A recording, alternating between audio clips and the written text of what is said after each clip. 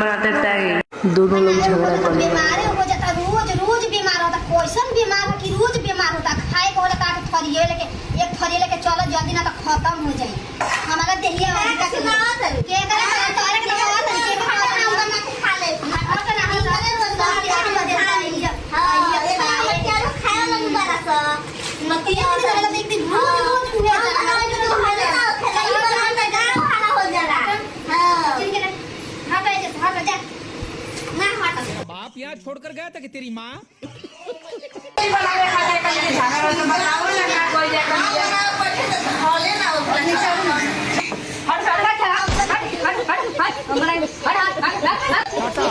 good by Gaya